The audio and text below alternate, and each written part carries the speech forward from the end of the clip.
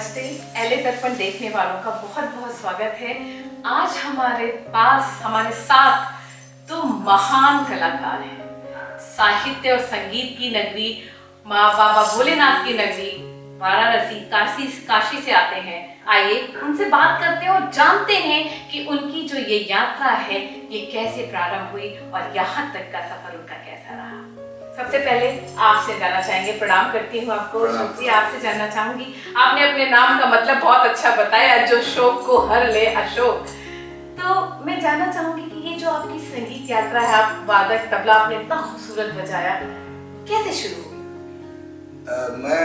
मुझे खुद ही याद नहीं है, मैं 4 साल का था करीब, तब मैं काफी सबको परेशान करता था मोहल्ले में। कोई अगर बहुत अच्छा कपड़ा पहन के जाए तो ऊपर जाके 3rd स्टोरी से मैं उस पर पानी फेंक देता था। तो पिताजी बोले, बाथरूम में जाता था तो एक यहाँ छड़ी लेके जाता था, उससे गटर गटर गटर गटर। पिताजी माताजी बोले कि अब निकलो, तो वहाँ तबला बजाते थे। तो उसके बाद वो मुझे दादाजी कहीं मिलवा, हमारे गुरुजी पहले काशीनाथ जी खांडेकर जी जो भगवान के प्यारे हैं, फिर मैं लच्छू महाराज जी से सीखा, फिर पद्म विभूषण किशन महाराज से सीखा, फिर जो भी संगीत के बहुत अच्छे हैं उनसे मैं सीखा। और आप लोगों से भी मैं सीखता ही हूँ कि आपको क्या परोसे, कितना अच्छा खाना खिलाएं। भगवान राम शबरी के पास जब गए थे तो वो बस खुश हो जाए, इसीलिए रोज सीखते हैं और रोज कुछ न कुछ अच्छा करने की कोशिश करते हैं। क्या बात है, आपने ये ग्रुप भी बना लिया जिसमें इतने महान कलाकार सुखदेव जी हैं और सब लोग बड़े महान कलाकार हैं। हमारे साथ जो भी कलाकार हैं, ये 16 काशी हम नाम से वो बनाए हैं, जिससे कि हम लोगों को काशी के हैं, बाकी बॉम्बे में बहुत काम किए, सब जगह काम किए, सारेगामा बजाए, ये बजाए वो बजाए, लेकिन जो अपना हिंदुस्तान में पूरे संसार में बाबा भोलेनाथ काशी विराजमान है, तो 16 काशी इसलिए नाम दिए हैं कि उसमें शास्त्रीयता भी हो, संस्कृति भी हो, संस्कृत भी हो, वेदास भी हो, तो उसी को करके हम लोग चला रहे हैं। जी, बहुत खूबसूरत है। अब मैं सुखदेव जी आपसे पूछना चाहूंगी, आपने 6 साल की उम्र से वायलिन बजाना प्रारंभ कर दिया और आपके घर में तो संगीत का माहौल भी था। जी। तो क्या वही एक कारण था, लेकिन आपने वायलिन चुना? क्या आपके पिताजी भी बजाते थे? नहीं, एक्चुअली हमारे घर में सारंगी मेन है, सारंगी और तबला जी। लेकिन मेरे पिताजी थोड़ा चेंज करना चाहते, क्योंकि मेरे दादाजी परदादा जी और वो सब सारंगी वादक, ऐसी परंपरा है जी। और मेरे पिताजी, मेरे ताऊ जी और फिर मेरे ब्रदर्स, तो पिताजी की इच्छा थी कि थोड़ा सा चेंज हो, क्योंकि सारंगी ऑलरेडी कई लोग बजा रहे थे। हम लोग 6 भाई हैं जी, तो 2 सारंगी 2 तबला, फिर एक हम लोग गाना शुरू से सीखे, तो फिर पिताजी की इच्छा थी वायलिन, तो हम लोगों को वायलिन में कि जैसे ये आप तबला बजा रहे हैं, आप सारंगी बजा रहे हैं, और जैसे हम घराने की बात करते हैं जी, तो जैसे बनारस घराना है, मैं लखनऊ से हूँ, मुझे पता है लखनऊ घराना है, तो आपके तबले में बनारस घराने की क्या चीज है जो लखनऊ घराने से उसको अलग करती है? देखिए, बनारस घराना खुला वाद्य है, जिसे अगर मृदंग बजाया जाए तो उसको हम लोग जेंट्स बोलते हैं जी। तबला को बाद में लाया गया है तो उसको हम लोग फीमेल बोलते हैं। अच्छा। लेकिन बनारस घराने का तबला चारों घराने का मिला हुआ तबला है। अच्छा।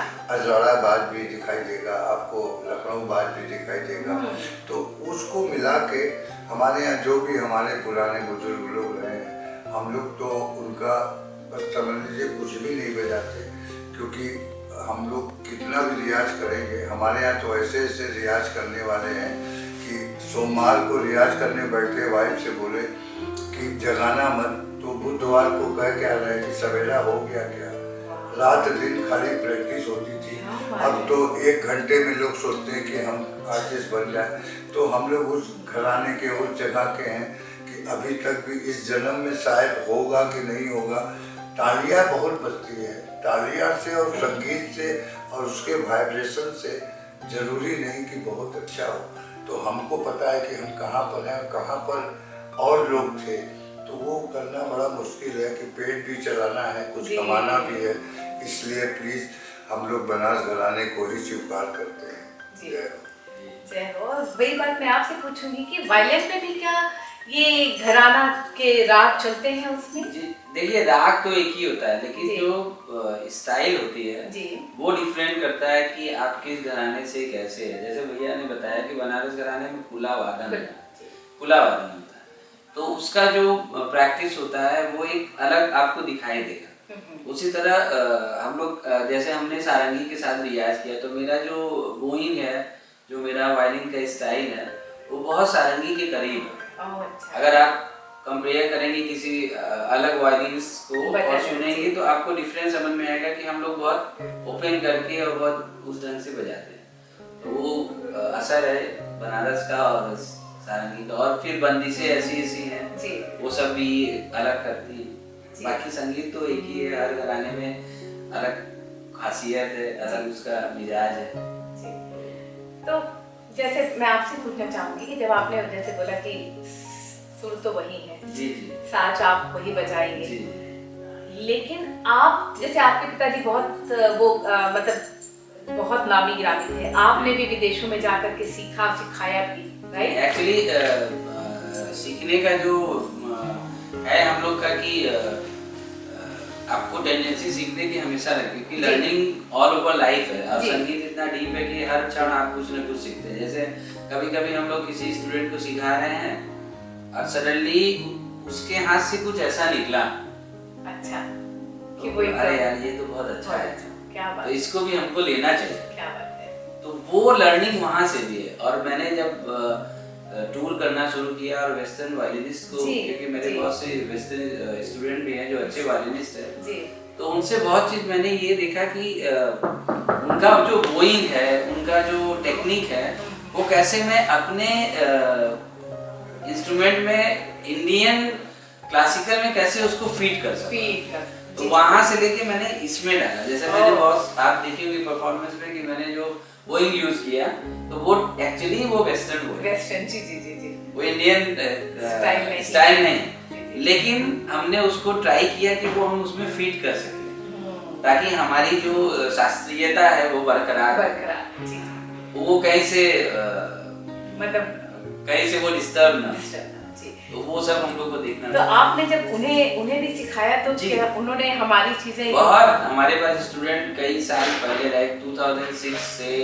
2008 से, जैसे एक मेरी स्टूडेंट थी, वो फ्रांस की, वो 15 साल इंडिया में रही, वो सीखने के लिए अभी भी आते हैं, अभी सब आने वाले हैं, अभी जब हम आएंगे तो अक्टूबर सब वो लोग आते हैं, 3 महीना 4 महीना ऐसे करके रहते हैं और सीखते हैं ऐसे भी। और हम जब टूर करते हैं तो जैसे हम फ्रांस गए तो गए स्टूडेंट के हमारे रहे, वहाँ शिक्षा होती है, प्रैक्टिस होती है, बिल्कुल जैसा माहौल जी जी जी। हम लोग देखिए परंपरागत, जैसे भैया भी हम लोग अभी घर में सिखाते हैं, तो वो हम लोग कोई फीस उस टाइप का नहीं लेते, भैया भी फीस नहीं लेते। क्या बात है, ये बहुत बहुत मतलब वो है कि हम लोग शिक्षा का दान करते हैं। आज के समय में फीस ना लेना नहीं लेते हम लोग, कोई नहीं लेते। हम घर में आइए, चाहे आप कितना भी बड़ा पैसे वाले हो, कोई भी हो, हमारे घर में आप सीखेंगे तो हम आपसे कोई वो, क्योंकि विद्यादान और कन्यादान सबसे बड़ा, साल में एक बार गुरु पूजा के समय वो पूजा होता है, बस वो भी ये बोल के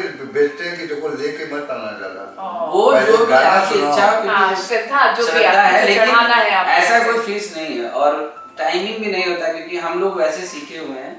हमारे घर में हम लोग पूरा दिन गुरु के साथ, जैसे भैया गुरु जी के घर गए, सुबह गए, रात को आ रहे हैं, अच्छा, तो पूरा दिन गुरु जी के साथ, माता के साथ सेवा करना, खाना पीना, लर्निंग, पूरा हम भी वही बच्चों को करते हैं। उस ढंग से जो शिक्षा होती है वो बहुत अलग सही बात। 1 घंटे का क्लास और वो पूरा दिन स्पेंड, इवन आप रियाज नहीं करिए, खाली उनके साथ रहने से आपको बहुत चीज सीखने को आ जाएगा। सही बात, एकदम सही बात और अपने गुरु लोग का सेवा, अपने सीनियर्स, ये हमारी ही परंपरा हो सकती है कि जो बिना आप फीस लिए, बिना दक्षिणा लिए आप सिखाते हैं, ये सिर्फ भारत में ही हो सकता है। आपने जो तबले में अपने, क्या आपने तबले में नया अपने डाला जो आपने अपने बच्चों को देखिए, डालना तो कुछ नहीं है, आज के जमाने में जो हम सीखे हैं वो बहुत कम बजा पाते हैं। अच्छा, क्योंकि आज के जमाने में पैकिंग बिकता है, तो पैकिंग में थोड़ा बहुत हम अपना, जैसे हर इंसान को हम साइंटिस्ट समझते हैं जी। एक अपने कमरे में आप फोटो भी लगाती हैं तो हम आके कहते हैं कि कितना सुंदर है, लेकिन वो लगाने वाला इतना अच्छे जगह रखा है कि सबकी निगाह वहाँ पड़ती है। संगीत भी यही है कि मैं आपके दिल तक कैसे उतर सकूं, बहुत अच्छा बजाऊं कि न बजाऊं, तो मैं दिल में उतरना चाहता हूं, इसलिए आप बोल रहे कि मैं बहुत अच्छा। हाँ, कुछ मैं उसमें स्ट्रोक में कुछ मतलब थोड़ा सा नया आविष्कार किया हूँ जो मैं यूज करता हूँ, और ये समझ लीजिए बहुत 35-40 साल पहले से यूज करता हूँ। वो धीरे धीरे मिलता गया और सब लोगों ने हाथ ताली दे दे के बजाते गए, तो हम भी उस पर शोध करते गए। अभी मैं शोध कर रहा हूँ तबले में राधा कृष्ण के भाव का, कि वो कैसे राज करते थे, कैसे राधिका जी नाराज होती थी, कैसे वो होता। अब इसको मैं 5 साल से कर रहा हूँ, जब हो जाएगा तो वो भी मैं आपको क्या बात है, क्या बात की। और बहुत अच्छा लगा आपसे भी मिलके। हम लोग थोड़ा व्यस्त हैं और आप इतनी अच्छी अच्छी बातें पूछी हैं हमारे और सुखदेव जी से कि हम लोग बहुत ही खुश हो गए कि अमेरिका में बैठ के इतनी अच्छी बातें करना संगीत के परंपराओं को लेकर, ये हम लोग बहुत अच्छा लगा। नसीब है। हम लोग का पूरा टूर में बहुत अच्छा परफॉर्मेंस भी हुआ और सबसे बड़ी बात ये कि हम लोग परिवार बनाते गए। आप लोग जैसे अच्छे लोग हम लोग से मिलते गए और हम लोग का परिवार बनता है। ये सबसे स्पेशल इस टूर का हमको क्या बात है। मैं एक आखिरी क्वेश्चन पूछी, मेरे पास सवाल बहुत हैं क्योंकि मुझे ये जो संगीत है, स्वर है, सुर है, सब मैं बहुत अच्छा नहीं गाती हूँ, लेकिन मैं बहुत अच्छी सुनती हूँ क्योंकि ये बहुत अच्छा गाते हैं मेरे पति देव। आपसे मैं ये पूछना चाहूंगी, ऐसी कोई घटना जो आपके इस करियर में, क्योंकि आपने तो बॉलीवुड में भी बजाया है, आप इस तरह से शास्त्रीय भी बजा रहे हैं, तो पहला क्वेश्चन कि आप इस दोनों में क्या अंतर देखते हैं, और ऐसी कोई घटना जो आपको आज तक याद है, किसी की बहुत तारीफ हुई हो आपकी या कुछ भी ऐसा जो आप हमारे साथ। इसका तो तारीफ तो नहीं, एक आध घटना ऐसा है कि मैं कलकत्ता में बजा रहा था जी, तो बंगाल जरा सा बहुत ही सेंटिमेंटल है और महाराष्ट्र अपना और गुजरात सब जगह है, लेकिन कलकत्ता में एक बुरी औरत आके कहती है, मैं आज के 20 साल पहले की बात कर, तो बोलती है कि दादा आपने एक तो 5-16 दिन আমি একটু ধুলো নেব। क्या तो हम कहनो, तो हम थोड़ा बंगला बोलते हैं, तो कहनो आप धुलो नेबे, এইরকম আমি শুনলাম না, तो हम कहे कि ये लोग तो भगवान की तरह मानते हैं शिल्पी को, वो बोलते हैं शिल्पी। तो ये सब घटनाएं बहुत है, और मैं आपको इतना बता दूं कि बस इतना है कि बॉलीवुड भी वही है जी। उस हर रात, चाहे वो वैष्णव गाना हो, चाहे कोई भी गावे, सब राग के ऊपर ही सरगम के बीच में ही है, लेकिन उसको अगर सीखा हुआ आदमी होता है तो काफी दिन तक चलता है, और नहीं तो बस थोड़ी दिन के लिए बस 4 दिन की चांदनी फिर अंधेरी रात। तो इसलिए हम लोग इस उम्र में भी आप लोग जैसे लोग मिल जाते हैं, सुनकार जिसे बोलते हैं, तो उससे हम लोग को बहुत ताकत मिलती है। हम लोग इतने 27 साल से 27 ईयर्स से काम कर रहे हैं, इसलिए एक क्षण भी हम लोग से कोई अलग नहीं जाता है। क्या बात है, क्या बात कही है। यही प्रश्न आपके लिए भी है कि ऐसी कोई घटना आपको जो अभी तक याद है, जैसे आपको वो चरण धूल वाली बात याद है, आपको ऐसी कोई बात? ये हमेशा ऐसा होता है कि कभी कभी हम लोग परफॉर्मेंस के एकदम से बात कोई आके अगर ये बोले कि आपका जो परफॉर्मेंस था वो ऐसा, अभी आज जैसे हम लोग अभी परफॉर्मेंस की एक बहुत हम थोड़ा एजेड थी, वो आई और बोली कि मतलब पहले तुम्हारे पैर ऐसे होने लगे, तो मैंने कहा कि नहीं, आप पैर मुझे है कि ऐसा आज तक ऐसा परफॉर्मेंस हम लोगों ने नहीं देखा।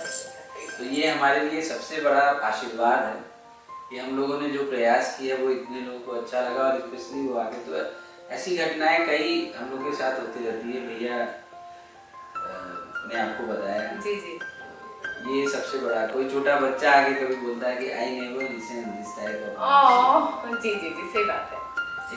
बच्चा लास्ट कॉन्सर्ट में एक छोटा बच्चा आके बोला कि I learn violin in school, but this type of violin can be like this. क्योंकि यहाँ स्कूलों में सिखाते हैं। क्या बात है, क्या बात है। ये हमारे लिए सबसे बड़ा, तो ये सब यादें हैं कि जैसे आपने अभी बोला ना, शिष्य परंपरा की तरह हम सिखाते हैं, तो ये पूछना चाह रहे हैं कि जो आजकल के बच्चे हैं जो बहुत जल्दी फेम पाना चाहते हैं, जैसे भी आपने बोला, तो वो क्यों संगीत सीख के आगे बढ़े? क्योंकि जैसे सारेगामापा भी है या ऐसे जो भी चैनल है, प्लेटफॉर्म है, उसमें बच्चों को एक दिन में फेम मिल जाती है, 2-4 मूवी मिल जाती है, उसके बाद फिर उनका कहीं नामो निशान नहीं रहता। इसीलिए नहीं रहता ना, क्योंकि वो प्रॉपर अगर सीख के आएंगे। देखिए क्या होता है कि आप जब कोई चीज को बहुत अच्छे से स्टडी करते, बेस बहुत मजबूत होना चाहिए। आप चाहे किसी क्षेत्र में जाए, जैसे हम लोग जब छोटे थे तो हम लोगों ने गाना शुरू किया, गाने से सीखे, क्योंकि गाना अगर आप गाएंगे, सीखेंगे, तो आप चाहे तबला बजाएं या वायलिन बजाएं या गाना गाएं सारंगी, वो स्वर और लय आपके कान में वैसे बेसिक पूरा फ्रेमिंग हो जाता है। तब आप किसी भी क्षेत्र में जाएंगे तो आपको दिक्कत नहीं।